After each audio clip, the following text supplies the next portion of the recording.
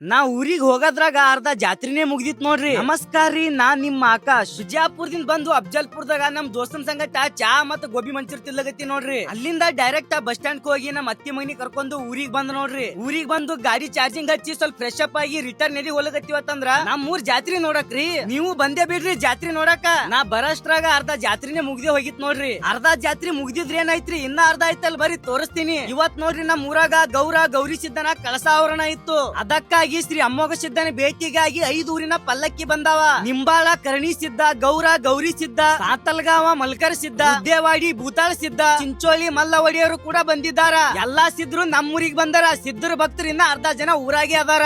ಈ ಮಾತ ನಾ ಹೇಳಕತ್ತಿಲ್ರಿ, ನಮ್ಮ ಊರನ್ ಹಿರಿಯರು ಮಾತಾಡ್ತಿದ್ರು. ಎಲ್ಲಾ ಸಿದ್ಧರ ಪಲ್ಲಕ್ಕಿ ಮೆರವಣಿಗೆ ಮುಗಿಸ್ಕೊಂಡು ದೇವಸ್ಥಾನದ ಕಡೆಗೆ ಹೋಗ್ತಾ ಇದ್ದೀವಿ ನೋಡ್ರಿ. ವಿಡಿಯೋದಾಗ ಬರೇ ಮುತ್ಯಗಳಿಗೆ ಅಂಕಲ್ಗಳಿಗೆ ತೋರಿಸಿದ್ರಿ, ನಾ ಅಂಟಿಗಳು ಅಕ್ಕಗಳು ಹೆಂಗ್ ಬಿಡ್ತಾರ ಹೇಳ್ರಿ ನನಗ. ಮತ್ತ ಅವ್ರ ಯಾರು ಬೈಬಾರ್ದಂತ ಅವ್ರದ್ದು ವಿಡಿಯೋ ಮಾಡಿ ನೋಡ್ರಿ. ಎಲ್ಲಾ ಸಿದ್ರು ಭಕ್ತರ ದರ್ಶನಕ್ಕಾಗಿ ಊರೊಳಗ ಎಂಟ್ರಿ ಆದ್ರು ನೋಡ್ರಿ. ನಾನು ಅಲ್ಲಿಂದ ಗಾಡಿ ತಗೊಂಡು ಸೀದಾ ಊರ್ ಅಗಸಿದಿಂದ ಡೈರೆಕ್ಟ್ ನಮ್ಮ ಮನಿಗ್ ಬಂದಿ ನೋಡ್ರಿ. ಮನಿಗ್ ಬಂದು ನಮ್ಮ ಅಕ್ಕನ ಮಗಳ ಮಾತಾಡ್ಸಿ ಮತ್ ರಿಟರ್ನ್ ನಾ ಊರ್ ಅಗಸಿಗೆ ಹೋಗಿ ನೋಡ್ರಿ. ನಾ ಬರಷ್ಟ್ರಾಗ ಎಲ್ಲಾ ಸಿದ್ರು ಕುಣಿಯಾಕತ್ತೀರು. ಎಲ್ಲಾ ಭಕ್ತರಿಗೆ ದರ್ಶನ ಕೊಟ್ಟು ದೇವಸ್ಥಾನಕ್ಕ ಬಂದಿವ್ ನೋಡ್ರಿ. ಎಲ್ಲಾ ಊರಿನ ಪಲ್ಲಕ್ಕಿ ತಂದು ಗೌರಿ ಸಿದ್ದನ ಗದ್ದಿಗೆಗೆ ದರ್ಶನ ಮಾಡಿಸ್ತಿದ್ರು. ನಿಮಗ ಇನ್ನ ಏನಾದ್ರೂ ಹೇಳ್ಬೇಕಂತಂದ್ರ ಅಷ್ಟೊಂದು ನನಗ ಗೊತ್ತಿಲ್ಲ, ಅದ್ರ ಸಲುವಾಗಿ ಇಷ್ಟೇ ಹೇಳ್ತಾ ಇದ್ದೀನಿ. ಎಲ್ಲಾ ದೇವರ ದರ್ಶನ ಪಡ್ಕೊಂಡು ಅಲ್ಲಿಂದ ಮನಿಗ್ ಬಂದಿ ನೋಡ್ರಿ. ಊಟ ಮಾಡಿ ಮಲ್ಕೊಳಕ ಹೊಲಕ್ ಹೋಗಾಕತ್ತೀನ್ರಿ. ಮತ್ ನಾಳೆ ಸಿಗ್ತೇನ್ರಿ.